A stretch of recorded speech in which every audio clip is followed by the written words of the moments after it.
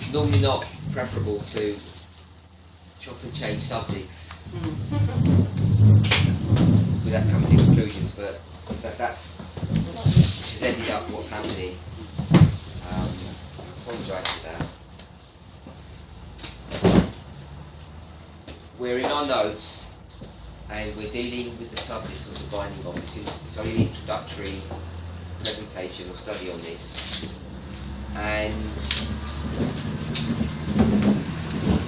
if you recall, we speak about the first and the second angel's messages, and I've laid out the groundwork to show you that the third step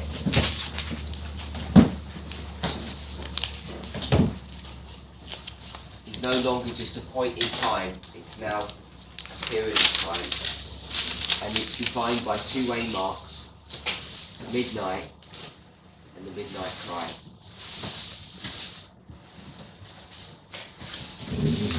Now, I haven't spent a lot of time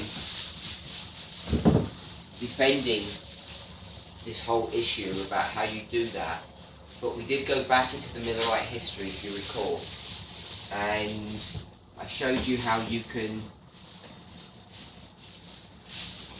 go from 1840 April 44 to October 44,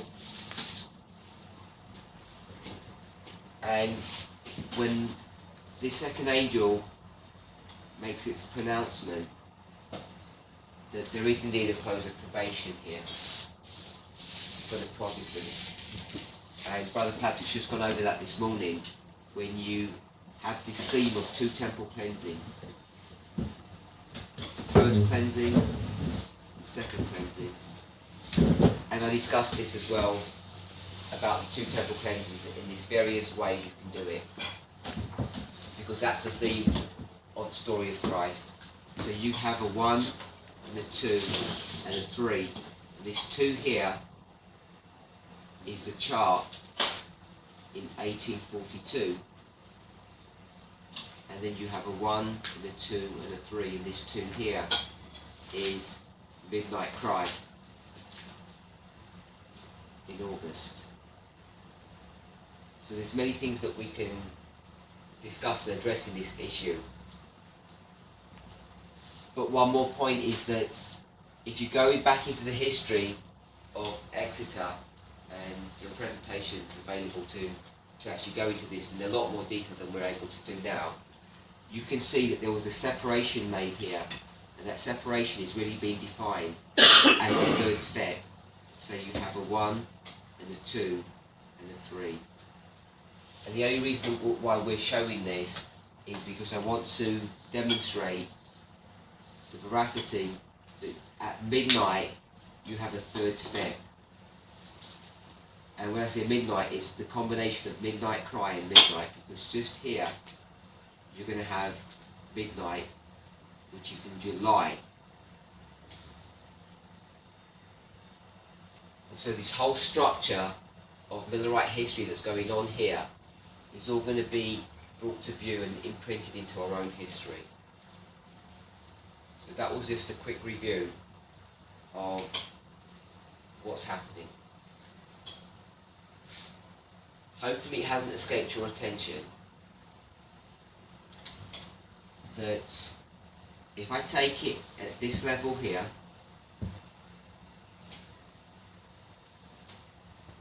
the everlasting gospel, from April through to August,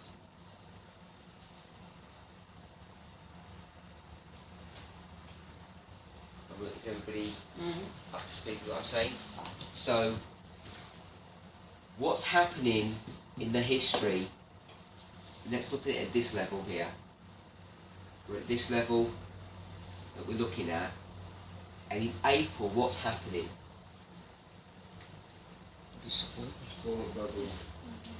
Second angel's message is coming in right here. So here's the second angel's message. But we're saying this is essentially want to put it this way, like a new dispensation, a new cleansing, a new work that's now being dealt with. Because here it was the Protestants, you had these one group of people that are split into two here, and this is Sardis, and it's composed of Millerites and Protestants, and they don't even know it yet. And they're going to run through history, and by the time you get to the end of this, you've already split, and at the end, you've got the Millerites, and the Millerites are going to be two groups, the wise and the foolish. So you've started your everlasting gospel again, but now it's the Millerites, and they're going to do the same. They're going to split eventually. So we've covered all this before. Yeah. So you start here with a singular group of people which is composed of two elements, and you're starting at number one. And we're doing the same thing here because we've got a number one. It's number one. In fact, we've got two number ones here, but we've got a number one here. So I've got at this waymark here, I've got the first angel's message, and then I've got the third angel's message. But you've got a number two here. Mm. So right here, you've got the first and the second are at the same point. Yeah. So this concept here is embedded into this history. It's not just some strange esoteric thing. It's within this structures we already deal with. I'll just show you the same thing here. Now we mark 42 as a second step, but there's this building up of this foundation that we pick up here, the foundation. The foundation of work really begins in 1840, and it's just a progressive build-up till you hit a waymark or a specific event that we want to point out. Yeah. So often when we do this, we put the number 2 and we separate it. But this foundation has begun to be built all the way from 1840, and we're defining the foundation as this second waymark. So this foundation at one level is the second waymark. It began right back here. So even though we've put the 2 here, really in reality the 2 was here, and it's just been growing right through this history. We mark it here as at a specific event, and the effects of that carry on. Yeah. Because what's happening, what is number 2? Number 2 is righteousness. Yes. So here, if you see what Ellen White says about 1840, she says it was the greatest religious awakening, and it was even more spectacular than the most famous religious awakening, which is way back here, 538, 1798. In this period here, the most famous religious awakening was that of the 16th century, which was the Protestant Reformation. And she says the events here were more spectacular, more influential than what happened here, more widespread even. So what if you get into Great Reformation, you know that people are exhibiting righteousness right from here, and this righteousness grows. But back here, we say that here you've got the work of the enemies. But the enemies really didn't begin their work here. They just really became emboldened about it. People are already struggling with this whole message. So you've got this 2 that's running all the way through this history, which is where we would expect it to be. So it begins here, and it runs all the way through up to number 3, where you close your probation. Because here's this number 3, you've closed your probation, and it's marked by this second angel's message. So this idea about the first and the second coming at the same point, people have real concerns about it. Because so that you're understanding what we're saying, when we draw this 40, 44, 44, April, October, and this is the second and this is the first, when we bring this into our own history, you see Brother Patrick doing this over and over again, we're going to drop the 1 down here, and then he does this. He brings it down here because he wants to make this point like this. So the 2 gets dropped down. And so what we're saying is that this history, or this waymark, is actually shifting over this way. And if I get it from here and bring it over here, people accuse us of moving. Yeah. And the biggest crime that you can do when you come to the history is move the waymark. And this is what people say we're doing. And when I say people, I don't mean the church. This is not the church people. This is not a conference. When I say people, it's people on this movement.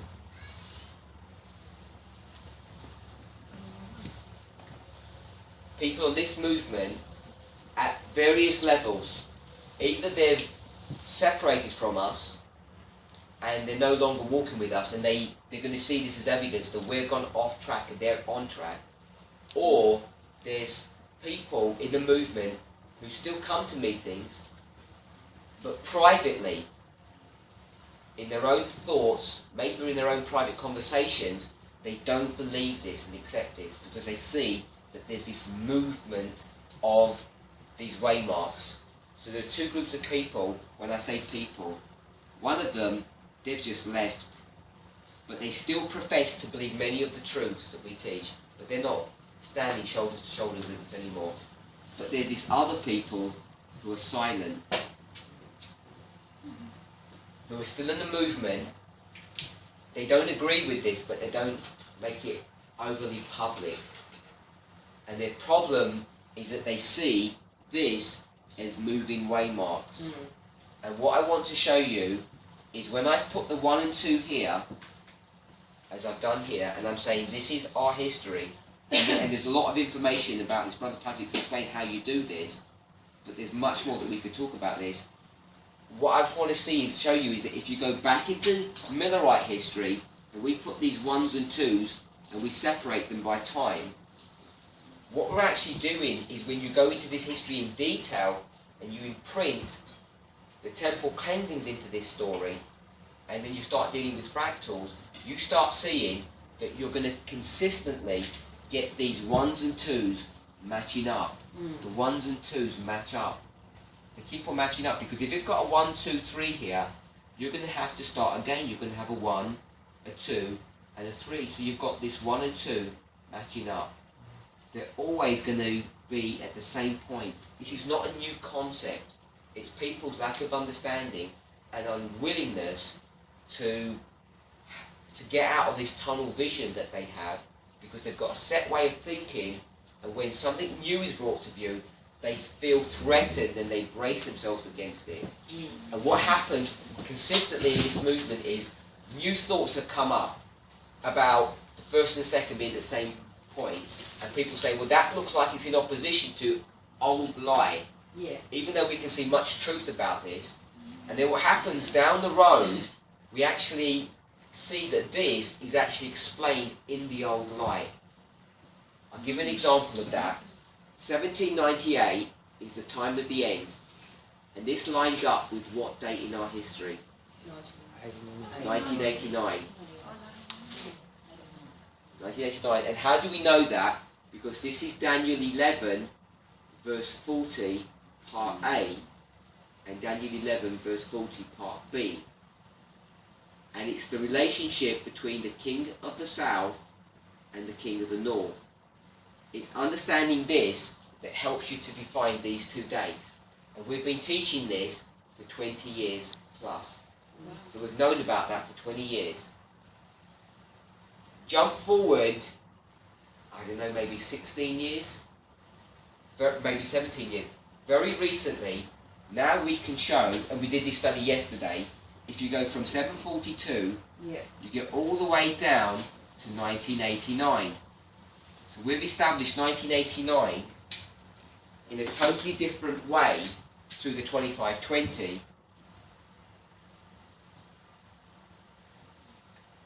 And people will object to this, but it's just a confirmation of what we've already taught.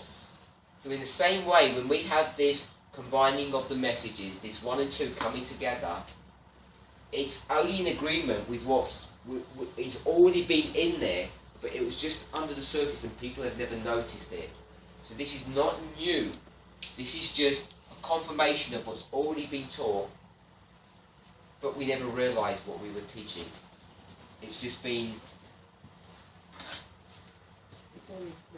it's just been shown in greater clarity now. It's nothing new, it's nothing dangerous, nothing frightening. The thing is, the other thing they do is they start accusing you of time setting, when really what you're doing is retrospectively observing time. That's not time setting. Yeah, that's a good way to put it. Sorry? Yeah. Retrospectively observing. Yes. Yeah, you're looking back. Yeah. Is that what you mean? Yes. You're not When predicting something- anything, you just That's right. Because time recognising. setting Yeah. is really all about what you're predicting for the future. Is that not correct? And then if you see something has happened, like in 1989, you can connect it all up. That's not time setting, that's just observing what has happened and connecting it in. So the only reason I went through this is because when we're going to build up this model, it's predicated on the fact that the third angel is a period of time, and it's developed from the logic that you have midnight to midnight cry. Now we can tackle this whole subject from another angle, but this to me seemed the easiest one to tackle because we've covered this history, these stories during this prophecy school. But to show that, you have to be able to see the midnight cry was the empowerment of the second angel's message, by turning it into a 3. And I want to explain the methodology, reasoning behind that. Once you see that, how you can do that, it's through this breaking down of this gospel message into smaller parts, which we call fractals. And as soon as you do this, what you've done, inadvertently, maybe without realising it, you're confirming that this first and second angel messages do indeed come at the same time, because you've got a 1 and a 2, a 1 and a 1 there.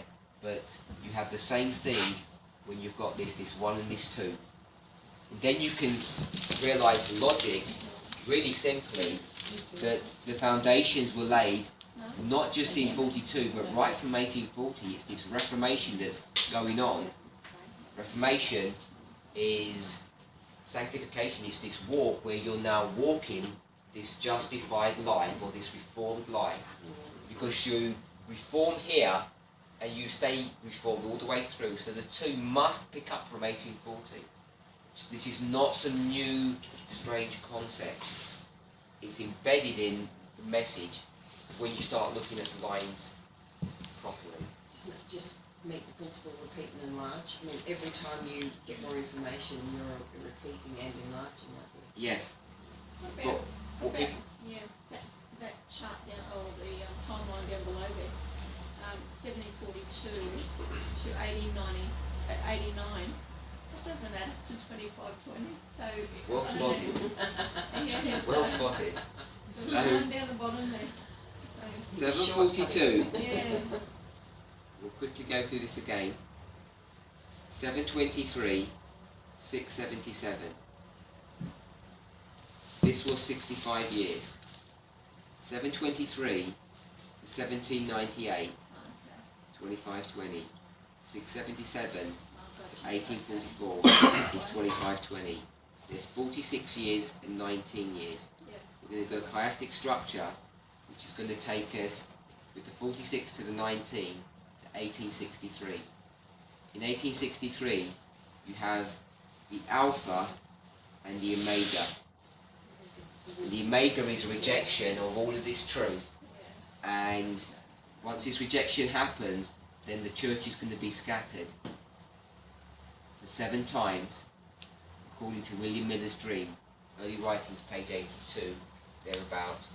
And this scattering here can now be also portrayed in the story of Daniel chapter 4 and Daniel chapter 5, where you've got Mene, Tekel, Upharsin, which comes up to 126, and 1863 plus 126 equals 1989. Yeah. So Amazing, isn't it? It's really just, yeah, you were just shortcutting that whole thing. Yeah. It's just a brief And we already know that 1798 is a type for 1989. So when the 2520 goes to 1798, in the anti-type it goes to That's it. 1989. So that's a second witness for it. So That's the second wheel or the second whatever. yes, Yeah. what we have to remember, every time we do 1798 and we mark this, we always just mark it with the 1260, which is 3.5 times. The Adventists always mark that up to this point. But what we're saying is that the characteristic of a time of the end in the Millerite history is it's the end of the 2520. 2520 ends here in 1798. 1798 to 2520 ends.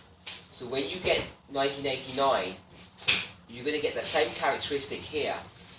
You're going to get 2520 ends in 1989 as well, which is this scattering. So even though it looks a bit, you might think, well, that doesn't look very sound. It's just following the same principle of repeat and enlarge of what's already happened. So we should have expected to see a 2520 ending here, and we've found it. So, and people were talking about this. We would talk about if that's a 2520 ending. This is the 2520 ending, but we would just say it's scattering. We would say that the church has been scattered, and then years later, all of this light came out about Mini Tickle Your Farsin, and this scattering, which was in a general or a fuzzy sense, actually becomes very specific, because this scattering ends up being seen to be 126 years exactly, and that 126 takes you from 63 to 89. 126 years. But that was only discovered years after all of this was already understood.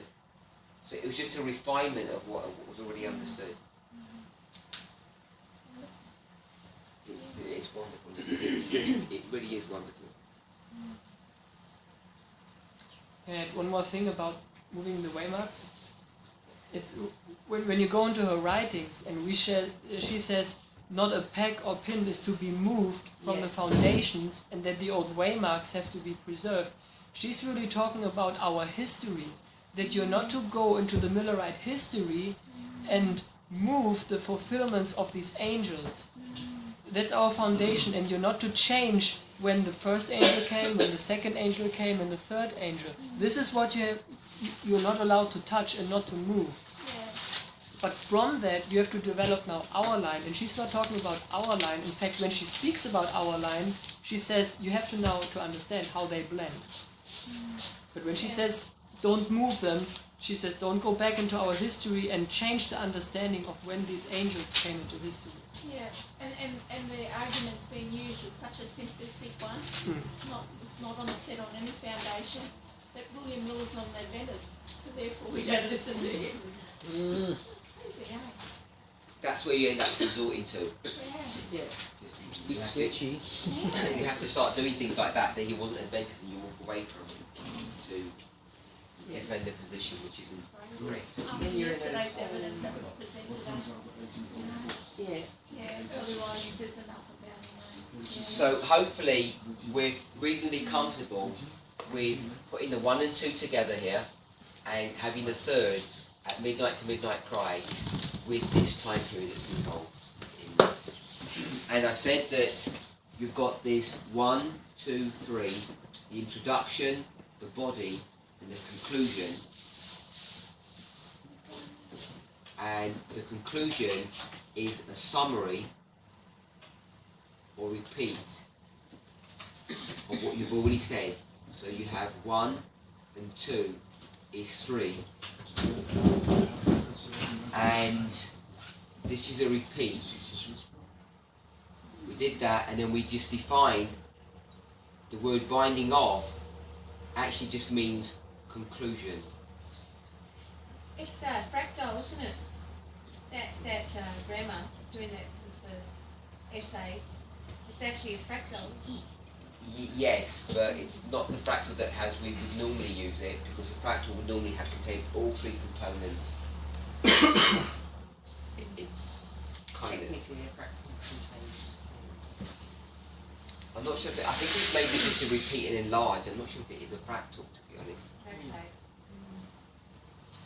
So we're on page 2. And we're going to just confirm that the binding off means conclusion, or ending up with something.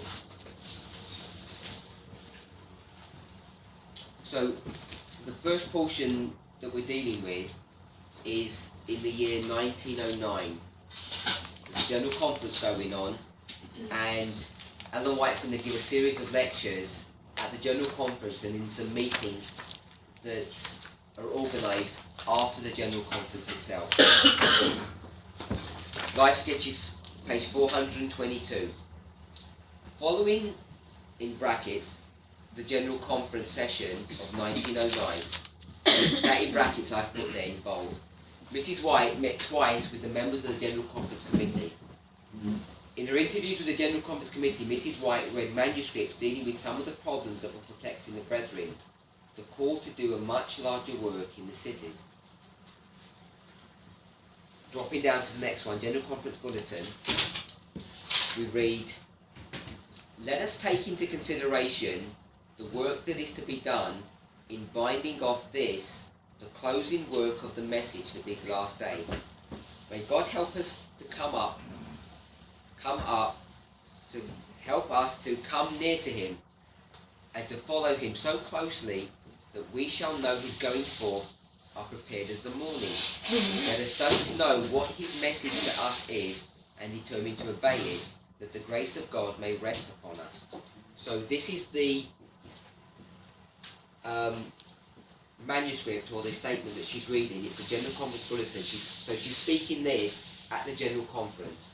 And we just want to make some points about this. It says, "Let us take into consideration the work that is being done, the work that is to be done in binding off this, the closing work of the message for these last days."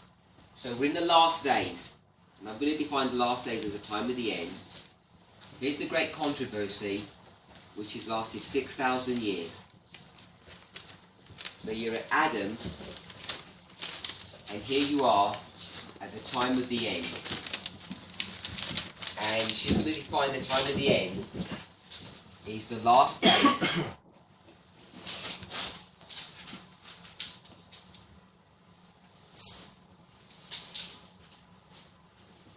Let us take into consideration the work that is to be done in binding off this, the closing work of the message for these last days. So we've got this recurring theme over and over again, the message. So my first question is, when was the message given?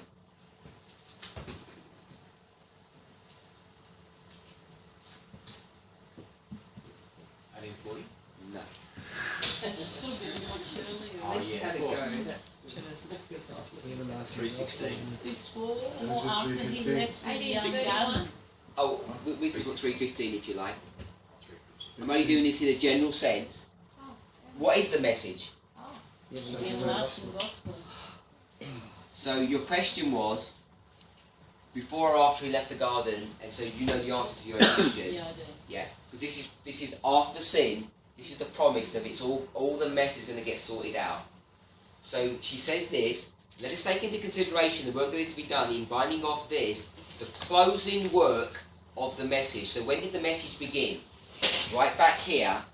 And what's Adventism raised for? It's to do the closing work of the message. When does Adventism get raised up? Time of the end. 1798. Adventism gets raised up 1798. It begins. It takes a long time. There's much detail. But by 1844, that's when people would say Adventism is. But the Millerites were Adventists. They were our forefathers. We know that. So this is the closing work.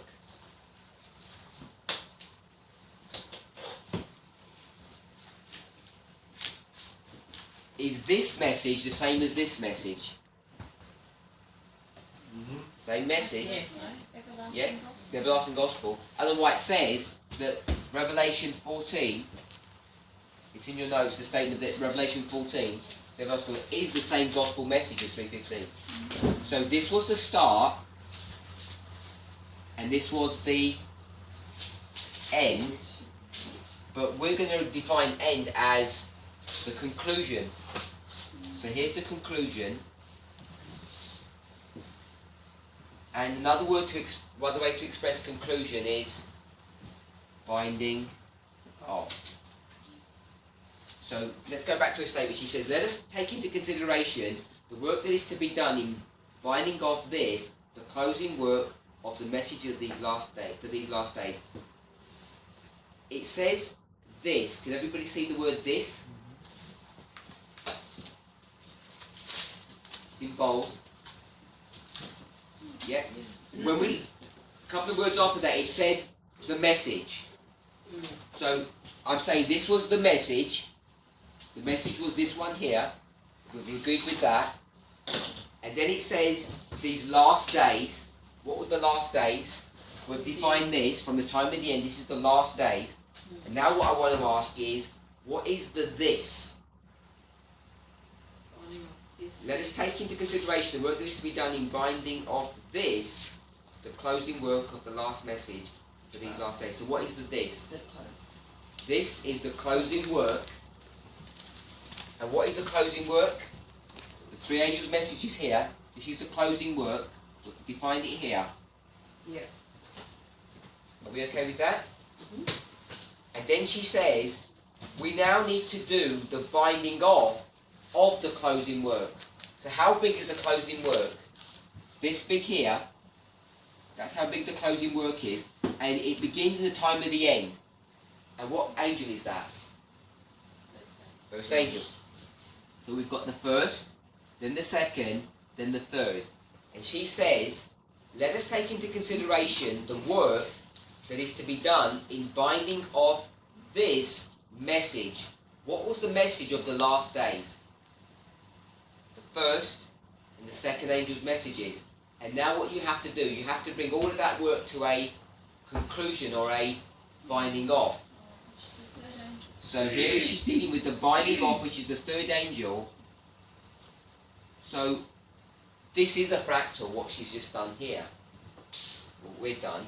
You've got this fractal, you're saying, this here, all of this, the closing work is the binding off of all of this. And how do you spell it? F-R-A-C. Frac. T-A-L. So they can Fractal, not fractal. F-R-A-C.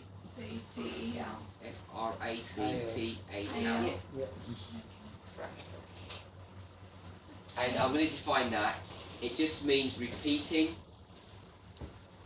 patterns. It's a mathematics. Repeating patterns.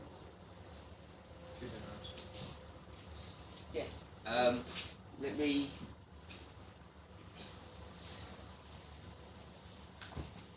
I'm not going to spend time. Well, No. you can just do that.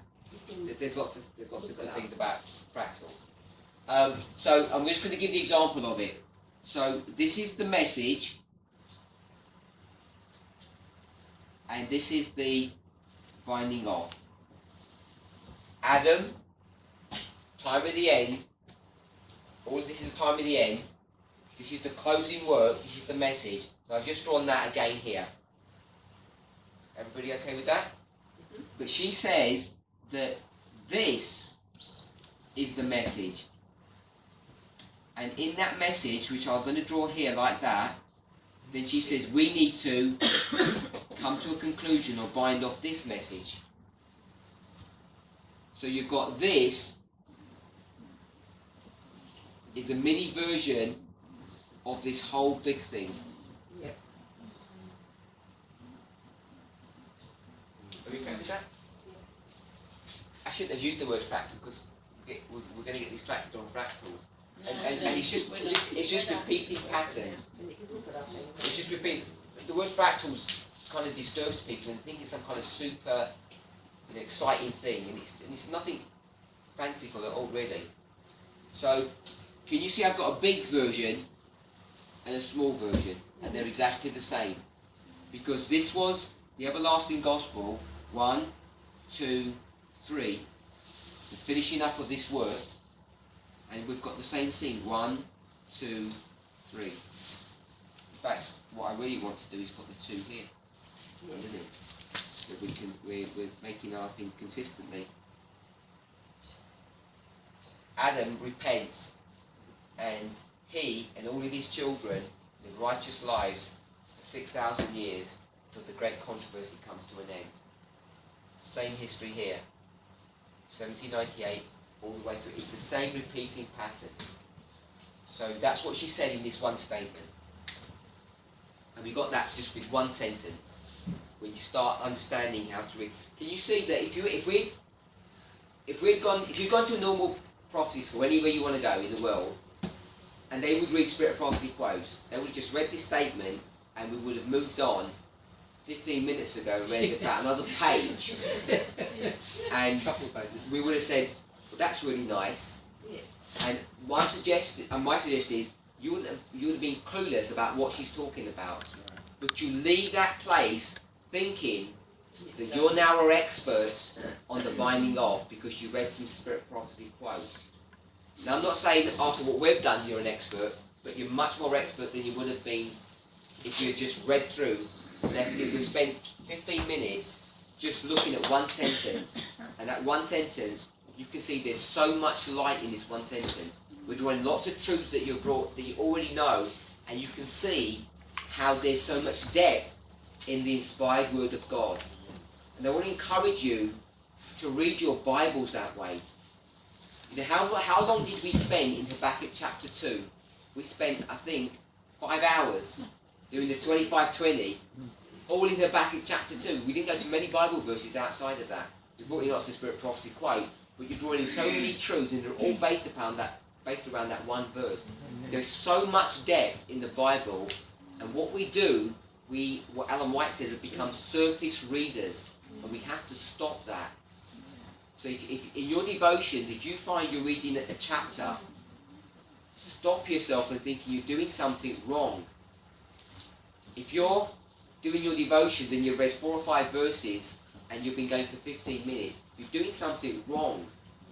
You're reading too fast, too quickly, and you're missing great light that's in those verses.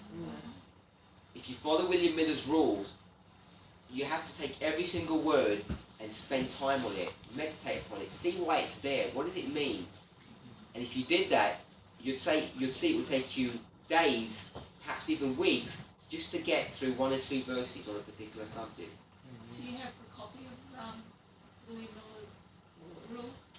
You can download Paper. I don't have a paper copy, but Download I'll direct you to it. And in fact, what I'll do more than that is I'm going to speak to the brethren in Australia, and I'm going to ask them to get a nice copy, a PDF copy, so you can download it from your website. All they'll need to do is embed it from another place. But there are some rough copies, and there are some nice copies that look attractive. So we'll get a nice copy and put it onto the Australian website, so that we can do it. If you've got a USB, but you need a laptop or something, or if you've got a memory stick, we can give it to you today. There's no problem.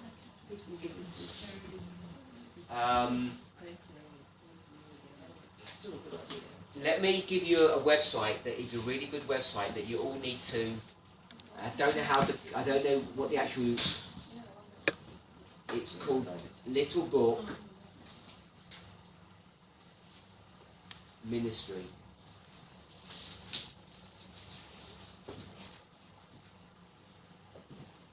Little Book Ministry. .com. I don't know. That's right. I don't even think it says Little Book Ministry. Someone can find the URL. Okay, right. We need to look But that's the name of the ministry. It's easy to find. You put that in, it'll pull up straight away. Do we have copies of the charts? It's www.little-book.org. Little-book.org. Little Little-book.org. book.org. Have you got all the smaller ones in that roll? Yeah, Terry just sent them up for the ladies. It's got smaller ones in there.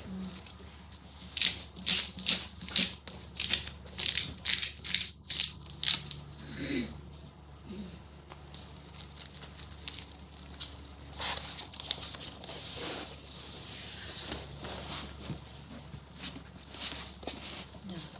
No. Do you have them in your poll, all the charts? I gave them to. Yeah, they've got some. Oh, you've already seen them. You've got those Yeah. ones. I gave them to Yeah. Sister Judy. Yeah.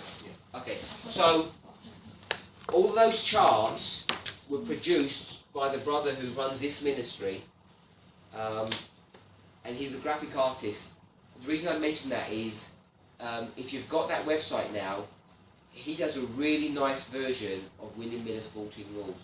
It's a PDF copy in it, and you'll find it in, I think, the resources, and it's a really nice layout of it.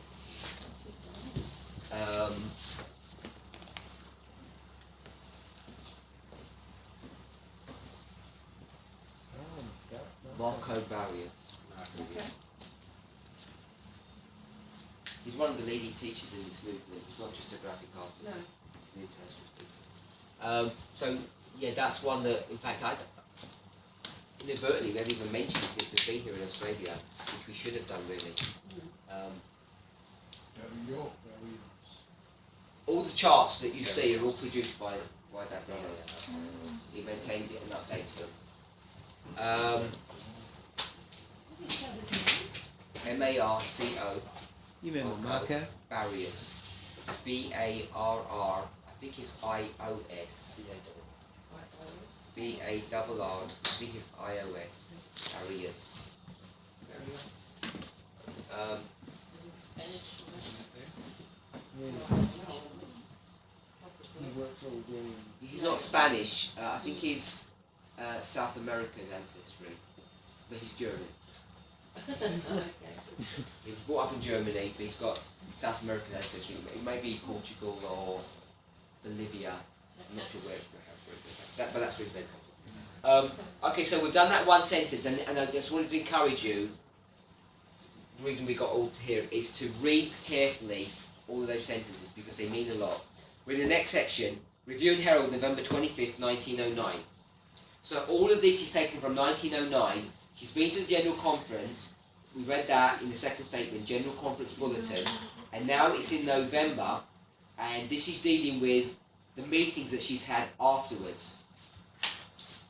All I want to show you is that the definition of binding off that we just read is the conclusion or the end of a message or the end of a work. So the binding off that I had before, you get from a secular dictionary, and Ellen White's agreeing with that definition. The binding off means the conclusion. Reading this statement. We're going to take out the things in bold. By the way, if you do any kind of studies online or in a book that's dealing with Ellen White's writing, if you see anything that's in all capitals, like it is in that note, that statement was written by a man who's making some kind of comment or giving you additional information that's not spirit prophecy. So if it's all bold, it's not spirit prophecy, even though it may be in a spirit prophecy book. So they want to make you aware that this is not an Ellen White statement, this is someone adding information. Most of the time, it's good information, it's worth reading. It's not some kind of erroneous thing that you should be scared of. Sometimes they're going to give a wrong conclusion, but we're all intelligent and we can understand and we can make our own decisions about what's right and what's wrong. Just want to highlight that the reason it's in bold, sorry, capitals, is because it's not spirit prophecy. So we're at the bottom of page 2. In many of our large cities, what we're doing is, by the way, we're proving this one and we're proving this one. That's the purpose of this. We're trying to address these two things and prove that they're correct in the spirit of prophecy. Because I just did this and I said it's logic, and everybody said logical works, it all looks good. In fact, we have already proven this with the charts when we did the 25-20. So that proved it at one level, but now we want to really define it in Ellen White's writings. In many of our large cities, the first and second angels' messages were proclaimed during the 1844 movement. So here's the 1844 movement, and when does it start? The 1844 movement. So we could put 1798, but really we'd be looking at 1840 to 1844, because it's in 1840 that the message really spreads across everywhere. Before that, William Miller was on his own. He was kind of doing what he could. But when you get into the 1840s, you've got men who are now joining him, who are competent men, and this message explodes.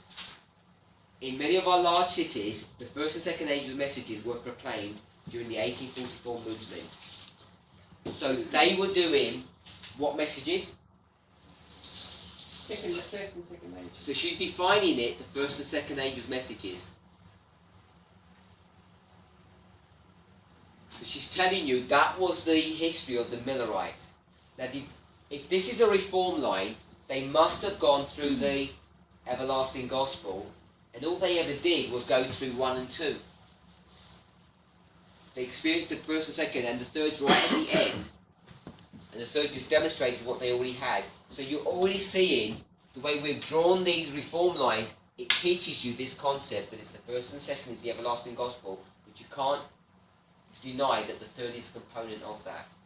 But that history was the first and second. Then it says, to you, and when is it, who is the you? People living in 1909. To you, as God's servants, had been entrusted the third angel's message. So who was dealing with the first and second angel's messages? Miller and his.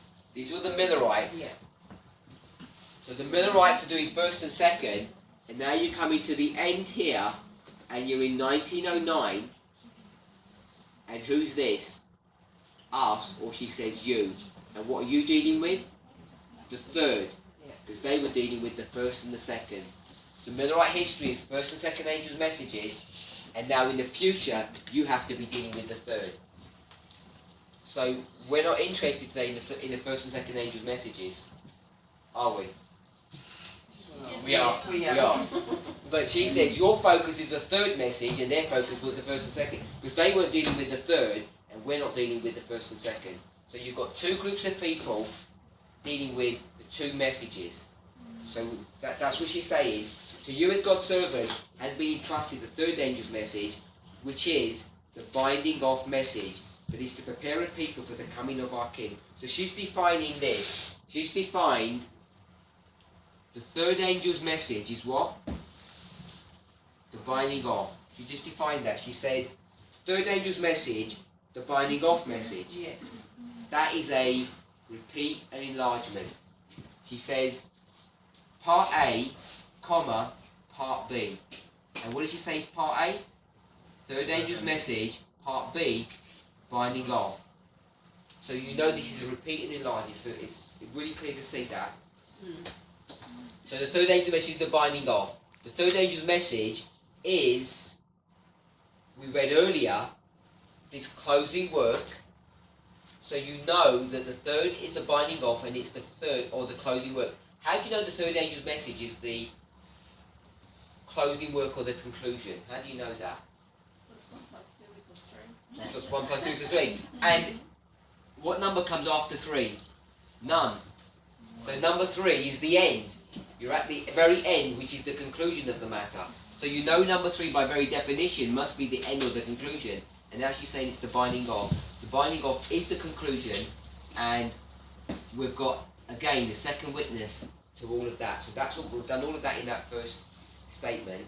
So we've now defined what the binding off is. So if you do it, so watch any presentations on this message, you're going to see people talking about the binding off over and over again.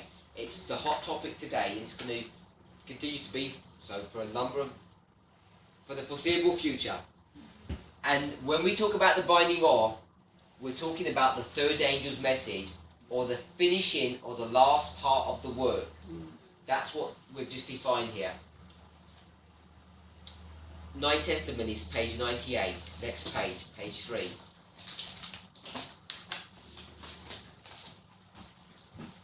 Instruction has been given me that the message should go again with power in the cities.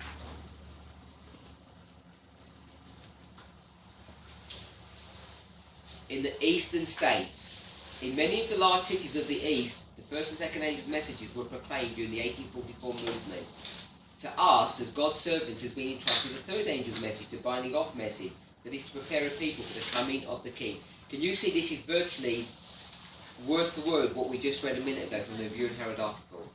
Yeah?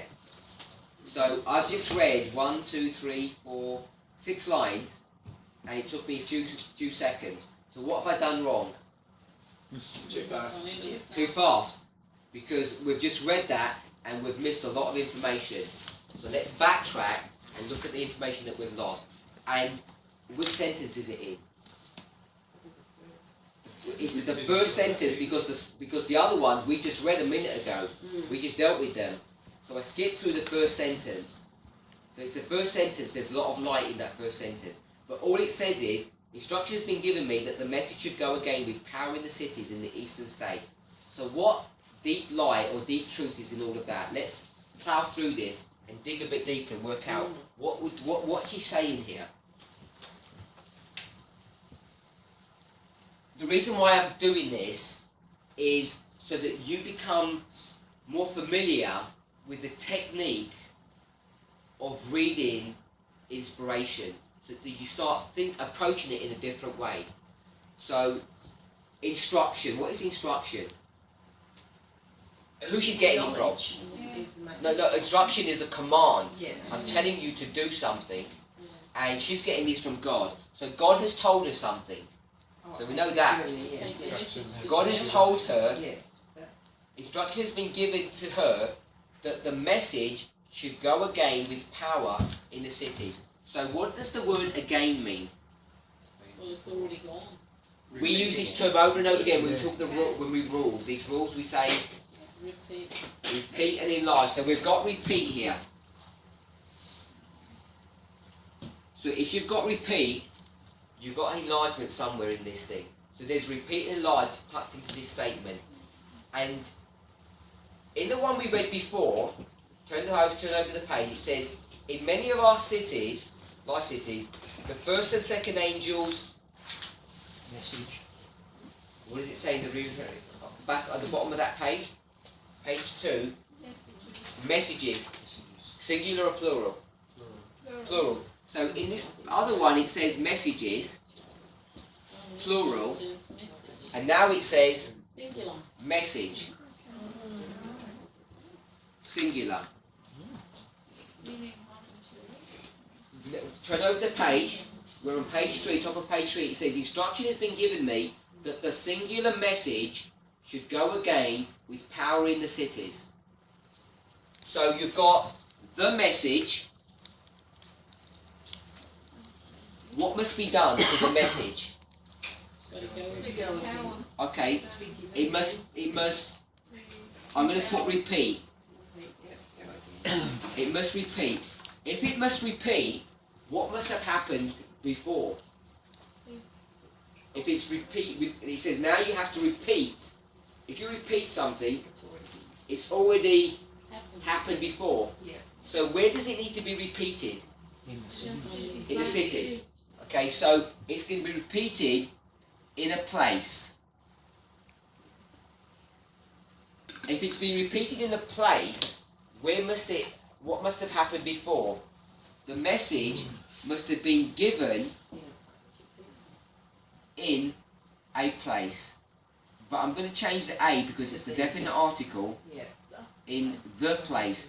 And we're going to read that and we're going to confirm that's the case. So she said in this sentence, God has told her something, that the message that was given in this place here must be given again. So you've given it once and now you're giving it again.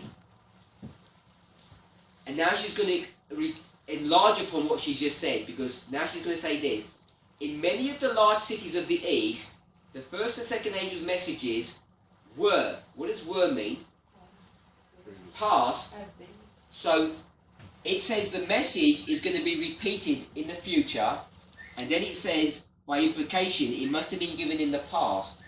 So this message here that's been spoken of, what must it be? We're going to connect this. It says, the message is going to be given again, because it was already given. Then the next sentence says, in many of our large cities, the first and second angels' messages were given, were proclaimed. So what's already been given? First and second, First and second. first and second, angels. Angels. Good. The messages were given, but in the first sentence she says the message has been given. So what do you know about the first and second angel's messages? The first and second angel's messages is the message. It's a singular message. How many messages did William Miller have? How many messages did William Miller have? Talking about the one message, but three. Okay, so William Miller's life prophetically begins here and ends here. And how many messages was it? 2 messages. But it says the message. So how many messages did William Miller have? 1. Yesterday we said it was called the Vision. The The truth. the truth, the Vision. vision, which equals the 2520, remember? Which is the message. He only had one message, the 2520, and everything is included in that. So she's repeating the same concept, the same idea over and over again, that she has the message, which was 2 angels' messages. It takes 2 angels to give the message, because the first and second angels' messages are basically the same. Stop living a bad life, start living a good life. It's the same message, just 2 sides of a coin. Stop being bad, be good. You stop being bad, what would that mean? You're being good by definition. They're the same message. Stop being bad, be good. Justification, sanctification. What is sanctification? Being good. And justification is being good. They're the same thing. To us, as God's servant, has been entrusted the 3rd angel's message, the binding off message, that is prepared the people for the coming of the King. So that first sentence taught us the following. It said that Millerite history was a singular message, and that singular message was the first and second angel's messages. Then it says that the message should go again with power. So that means you must repeat. So if you gave it once, what did you give the first time? The first and second angel's messages. And he says repeat this. So what are you supposed to say now? You're going to repeat it. If you said something, I said, can you repeat yourself? If you said 1, 2, I said, can you repeat yourself? What would you say? 1, 2. And you get it wrong. Because in what she says is when you repeat it, I don't want you to say 1, 2 when you repeat it. When you repeat it, what do you have to say? You have to say 3. To us as God's servant has been entrusted the 3rd message. Because the 3rd message is the repeat of the message that came before. She says repeat the message, but when you repeat it this time, what does it sound like? It sounds like a number 3, but before, what did it sound like? It sounds like a number 1 and a number 2. And if you repeat something, you're saying it the same. You're saying the same thing again. So you've got, the first time, you said it 1 and 2. That was the first time. The second time you say it, you're saying the same thing, but now you're saying the 3rd. So right in that one sentence, we've defined that the first and second angel's messages is the 3rd. By definition, you just read what she says. We'll skip the rest of that paragraph. We're into the next paragraph. Time is short. The Lord desires that everything connected with his cause shall be brought into order. He desires that the solemn message of invitation shall be proclaimed as widely as possible, as widely as his messengers can carry it. Also, the message of warning. When she says he desires that the solemn message, highlight that word message. What is that message that she's talking about? Let's put a definition of that. What is it? The 3rd angel's message. It's the 3rd angel's message because you get that from the paragraph before. He desires that the solemn 3rd angel's message of warning and of invitation shall be proclaimed as widely as his messengers can carry it. Should we go on to the next sentence or wait a bit? We should read a bit more because there's one thing that's really important here. What do you know about the third angel's message according to this sentence? Because it's do we agree it's the third angel's message? We can prove that. So it says, the solemn message of, so it's a solemn message, and this is the third angel's message. What do we know about the third angel's message? Just in a sentence. Whoever worships the image of the beast will be Just what it says in the sentence. Message of warning and invitation. It's a message of warning and invitation. So it has two components to it. You have to see that about the third angel's message. It has two components. And it's the message of warning and invitation. Okay, we've done enough now for you to tell me what you're getting invited to. Marriage. going on. Sorry? I didn't hear what you said. Get involved to heaven. Yeah. Getting invited to heaven. Yeah, but with parables. This is all parable teaching. By Wedding. Wedding. You get invited to the wedding, or you get invited to go to church. If it's the temple, you get invited to go to church, or you get invited to the marriage. So we know what that invitation is, and there's a warning message. What's the warning? Don't receive mark of the beast. The third angel's message has got two components to it: a warning. And where do we? My sister brought this subject up. I think it was yesterday. It's been a long day. Where do we see the imagery of these two components, these two parts? Where did we read the third angel's message? You read it in a book called the Bible, and there's a symbol about the Bible that you brought up. The Bible is a A light. Two-edged sword.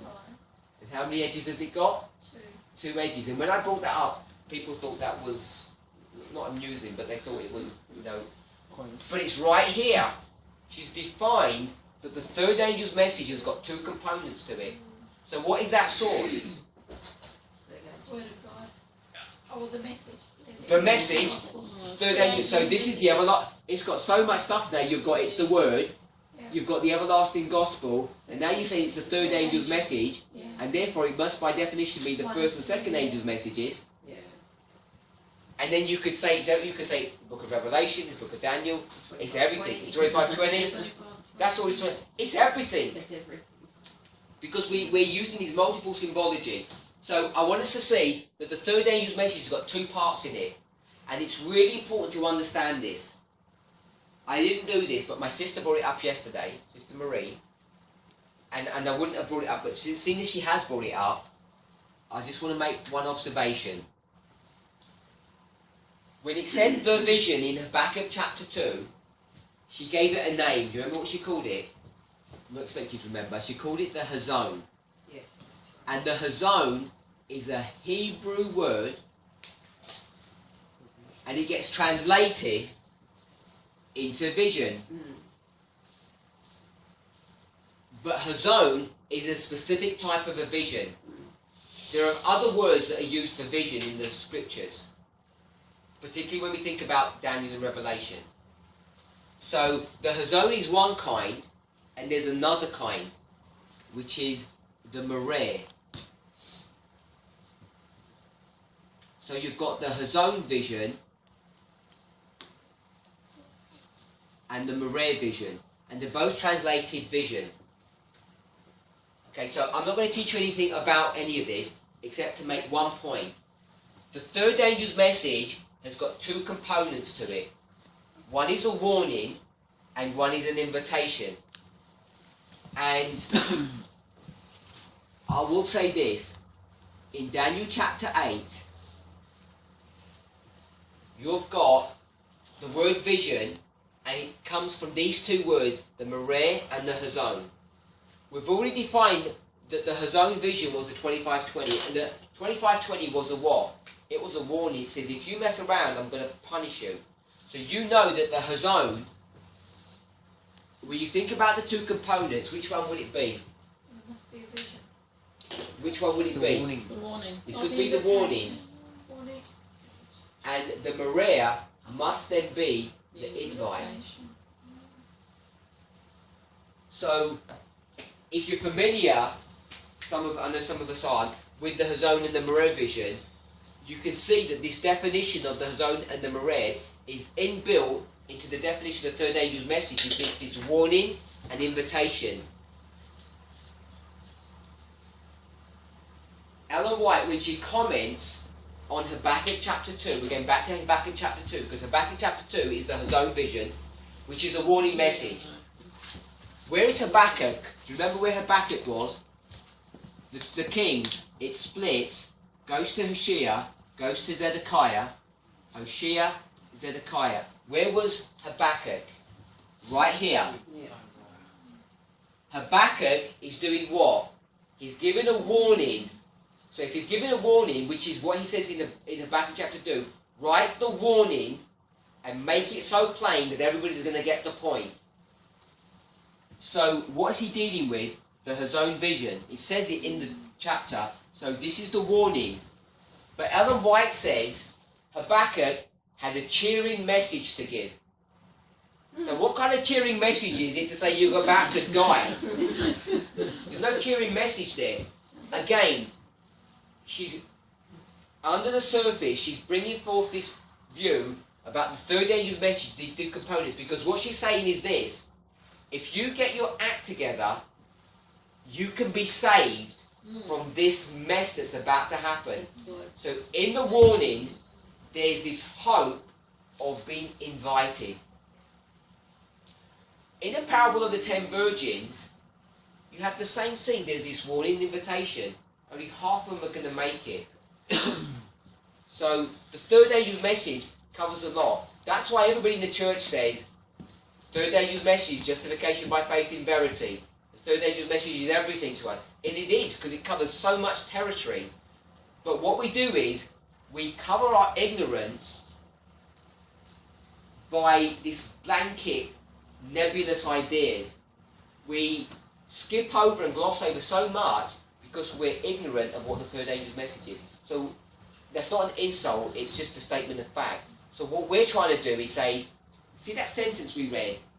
Don't just read the sentence, because if you study it, you begin to see definitions, and the third angel's message is going to be everywhere. The third angel's message is the binding of. The binding of is this history here, where the Lord is going to finish off the work that He's doing in His people.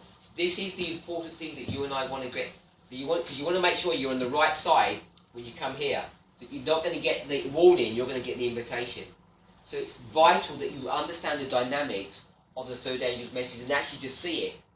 Because most Adventists have no idea what the third angel's message is. Some people say, all it is, if I said the third angel's message is justification by faith in truth, is that positive or negative? There's no negativity in that. So you know that cannot be a proper definition of it. It cannot be the proper definition. But I guarantee everything that you have heard outside these studies about the third angel's message has all been targeted at that level. Period. Because that's what everybody in conservative Adventism teaches. The third angel's message, justification in verity. They're saying, put your sin out of your life. That's what the third angel's message is. And it's not true. Because it's only half the story. If you go to evangelistic campaign, they will never teach that. Evangelistic campaign, they're going to teach you Revelation 14. They're going to teach you the mark of the beast. Sunday law. And they say this is the third angel's message. And is that correct? No. Because it's only half the message. You need to listen to someone who's got a comprehensive, holistic message which covers everything. Then you know that those people are teaching you the truth. This should be your litmus test. Go anywhere. Go into Audioverse. Go to conservative meetings, books, wherever it is. Nobody is going to teach you the two components of it in the way that we're teaching. They'll either teach you one or the other, because they don't see that the third angel's message has the two components in it. And where did we read that? We read that in Testimonies to the Church, Volume 9, in an obscure sentence that had nothing to do with anything. It's got to do with some general conference meeting that they had in 1909, and you wouldn't even think to read this. And if you did, you would have missed it. Yeah. Because it's just, he desires the solemn message of the solemn message of warning and invitation shall be proclaimed as widely as his messengers can carry it. And you think, that sounds good, all we would have picked up from that is, we need to work really hard, do an extensive work, and we've missed one of the most vital truths about the third angel's message. There are gems everywhere in the scriptures and in Ellen White's writings. Nothing that would hinder the advance of the message should be allowed to come into our plans. This message is going to be repeated over and over again in the singular. Repeat the message, repeat the message. There's a doubling there. Down there. Something about the second angel's message. In Revelation 14 verse 8 says, Babylon is fallen. Can you see it says the same thing twice? Yeah. Go to Revelation, you don't need to turn it. Revelation 18 verse 2, second angel's message, it says, Babylon is fallen. So when you have the second angel's message, one of the characteristics of it is that you get this repeat. And you know that's true because he does it twice in 2 chapters, 14 and 18. So this becomes a symbol. This repeating becomes a symbol of what? The second angel's message. So if you see a repeat anywhere, Christ is on the cross, he says, Eloi, Eloi, lama sabachthani. A double thing, he says it twice, my Lord, why does you know there's something to do with the second angel's message. Yeah. Lots in the second angel's message. It's great, man, when you start. You find it That's not everywhere, surprised because telling Brother you about all Patrick these even different did that this morning, because he said 34 AD, 27 AD, in the midst of the week is the cross. Yeah. This was the first angel's message, the second angel's message, and the third angel's message. And here he says, my Lord, Eloi, Eloi, connected to the second angel's message.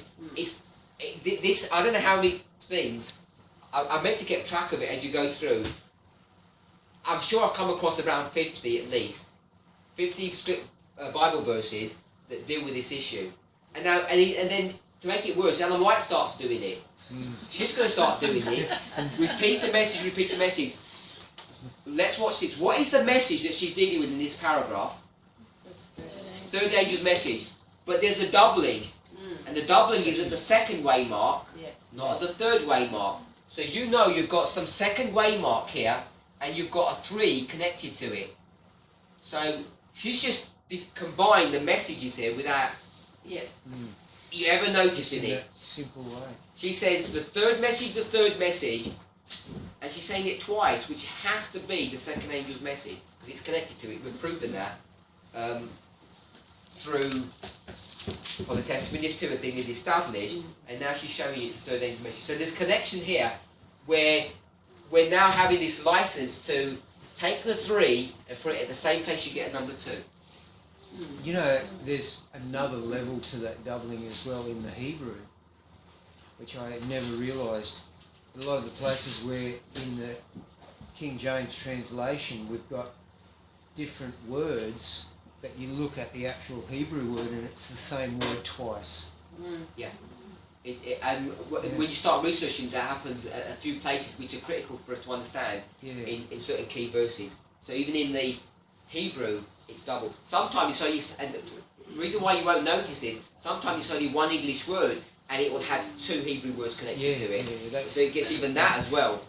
One English word has got 2 Hebrew words doubled next to each other. Or we have 2 English words which are different, and the Hebrew words underneath them are the same Hebrew words.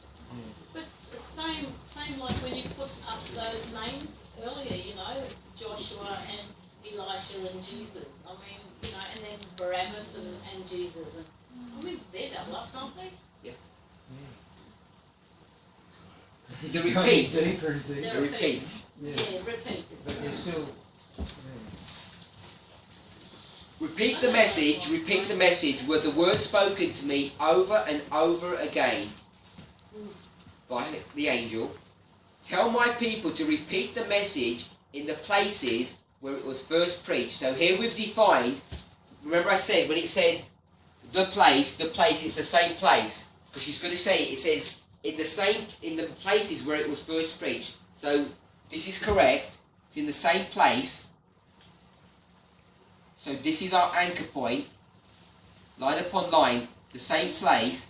And in this one it said the message, which was the first and second, and now it's the third. So you define the first and second angel's messages are the same thing. Sorry, the first and second angel's messages are the same as the third message. Just making a comment. This truth, the truth, is an intellectual assent as well as a spiritual experience.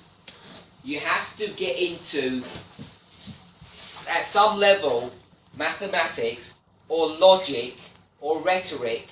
You can't just fake and say, I'm ignorant, I wasn't educated, I don't want to engage in this. This is for the clever people and I'm a nobody.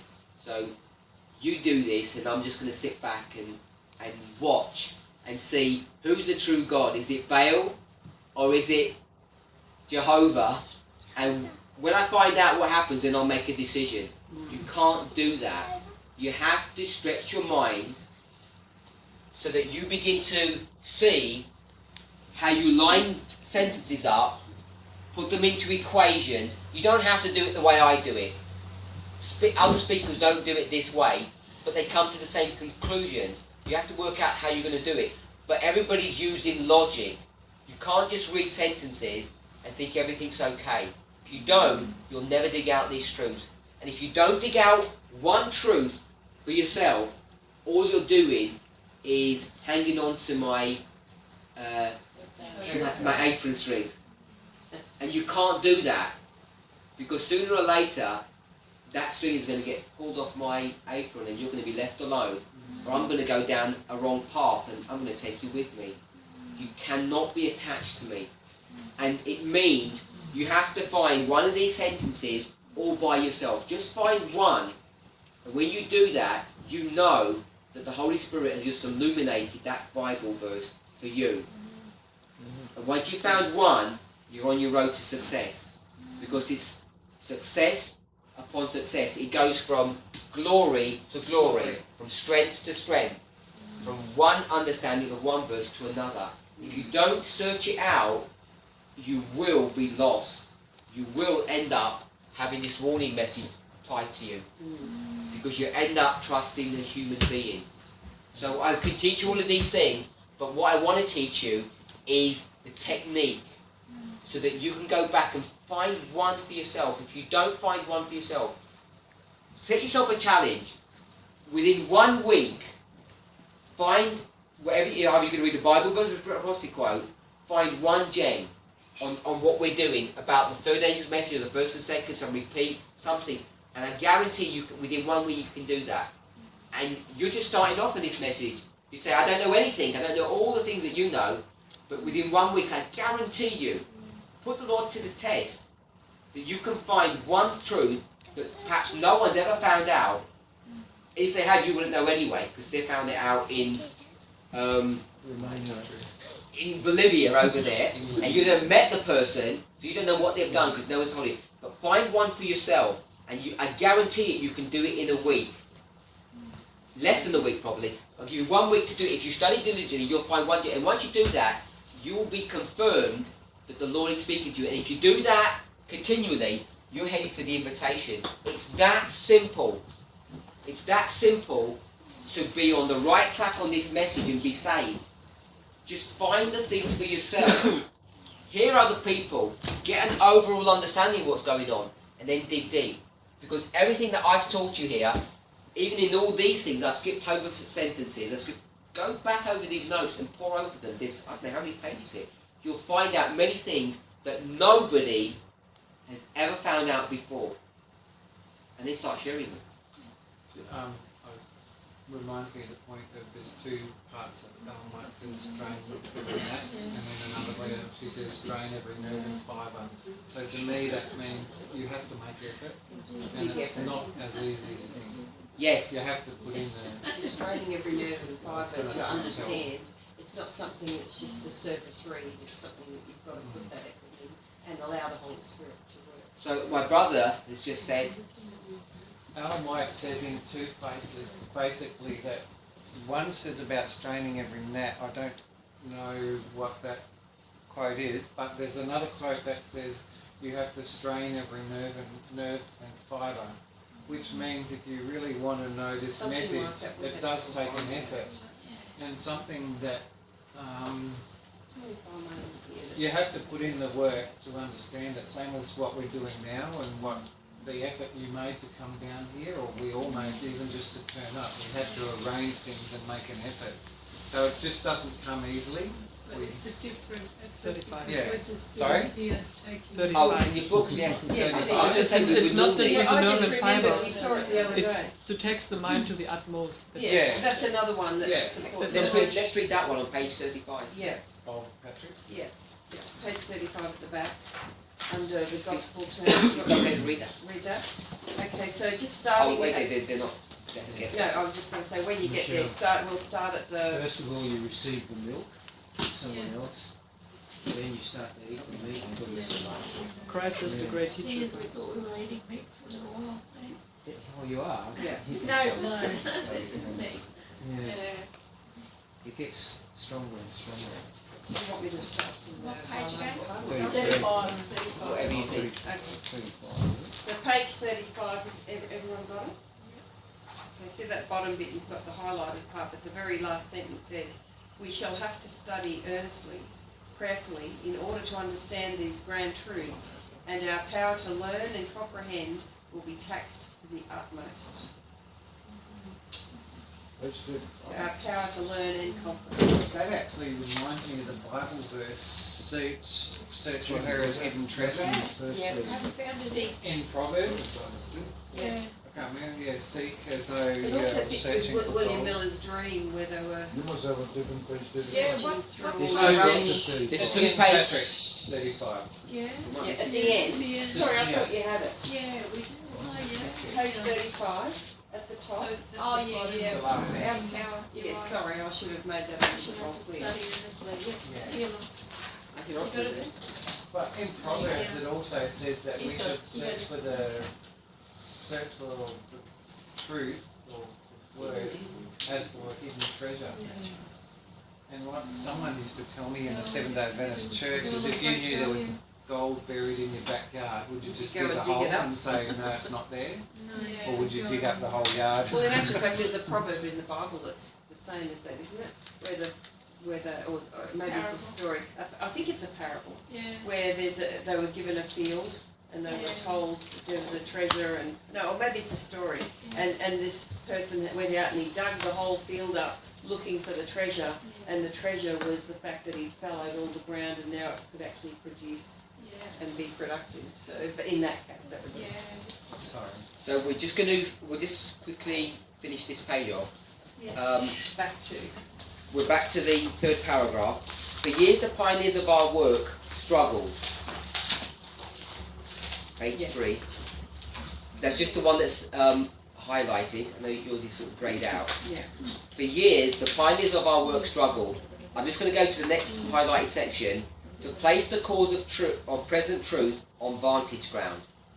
So, this is the pioneers who did this work. She's talking about the first and second age message. She's saying it in so many different ways. To place the cause of present truth on vantage ground. Drop down to the next highlighted section. Now, when the Lord bids us to proclaim the message once more with power in the east. So, we've got to proclaim the message. Which message was that? The one that the pioneers struggled to present. That same thing, which is present truth. And you've got to do it once more. You've got to repeat it. So you've got to repeat the message of the pioneers. What are the message of the pioneers? Millerite history, the first and second age message. You need to repeat it. But when you repeat it now, it's under the guise or the cloak of the third angel. But you can't just say, we're going to deal with Revelation 14 verses 9 to 11. You have to include all of this. Everything has to be dealt with because you're repeating that message. This is the problem that you and I have when we're dealing with the everlasting gospel today, the third angel messages. Nobody's understanding the first and second. Nobody's incorporating that in the proper systematic fashion, in the light that's being shed at the end of the world. They're just dealing with the third angel's message, Sunday law, or this justification by faith. They're not dealing with the first and second, and this is why they've got a message that doesn't have integrity to it. When he bids us enter the cities of the east and the south and the west and the north, shall we not respond? So that's my challenge to us.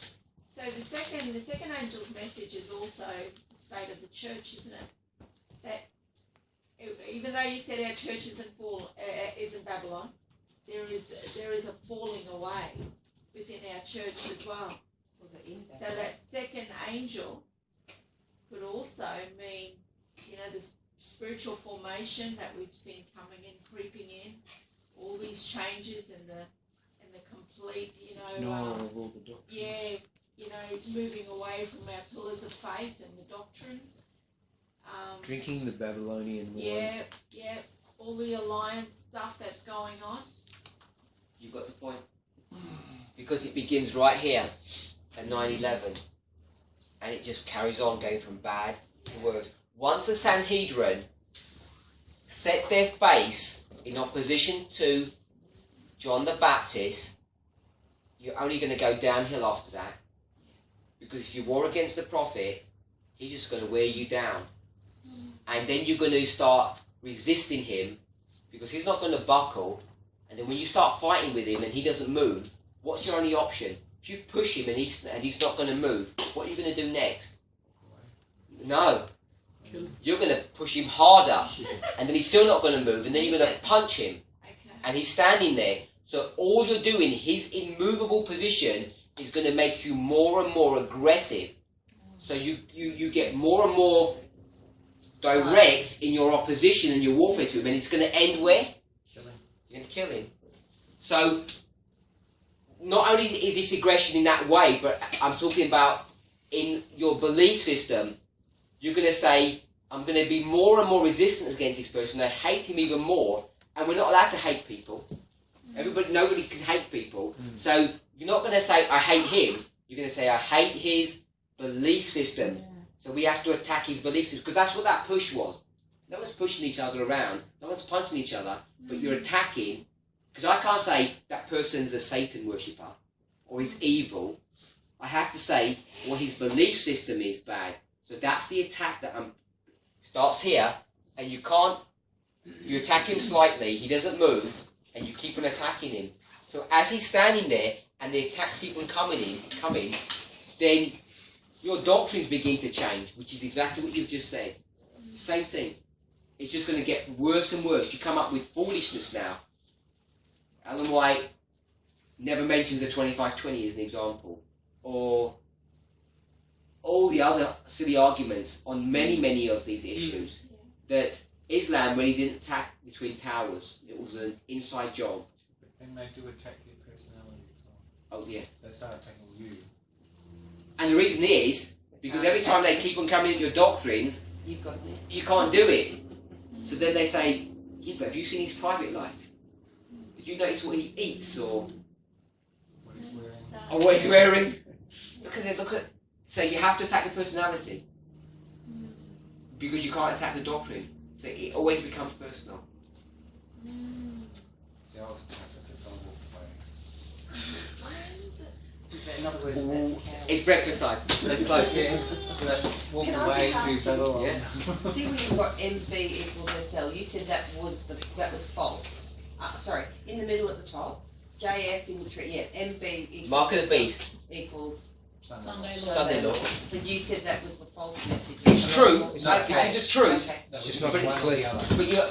But half the truth is an erroneous truth. Yeah, that's all right. That's Yeah. okay. Then I misunderstood. So that's good. Both of these are truthful statements. Yeah. But if you only pick up half, you're giving a message that it's not the gospel. No, only that's half the right, gospel. Exactly. No, that makes sense. And Christ says, I'd rather you either had no gospel or the full gospel, not halfway. No. Unless you was cold or hot. That's Laodicea. Yeah. Not hot nor cold. Exactly. You could view it from that perspective. He says you should have all of it or none of it. Yeah. But half of it is not good because with the half you think you've arrived, you're somebody. Yeah, and you're nobody. Let's pray.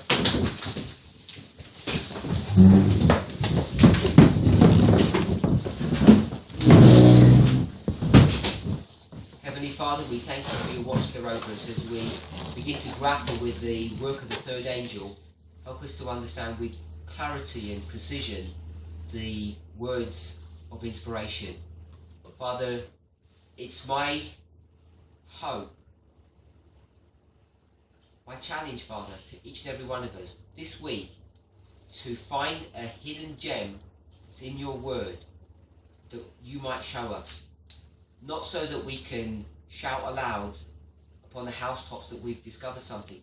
Even if we may not tell anybody, Lord, this could be a precious promise that each of us could hold on to when in the future trials and tribulation and problems come upon us, that we might know that you've spoken to us and we can trust you. Father, please help us to begin to reevaluate and to reorganize our lives so that we would study Scripture in a new and profound way. But this isn't new, Father. We're just following in the footsteps of our forefathers, William Miller. Please help us to read the Bible as he would read it, line upon line, here a little, there a little, and being so careful to study each word and let it have its proper bearing. Lord, as we've discussed your inspired word, we know, Lord, that we're physical beings and we need sustenance. So we also ask, Lord, that you would bless the food that we're to eat now, that it too may nourish our bodies as you are trying to nourish our minds and our hearts. We pray these things in Jesus' name. Amen.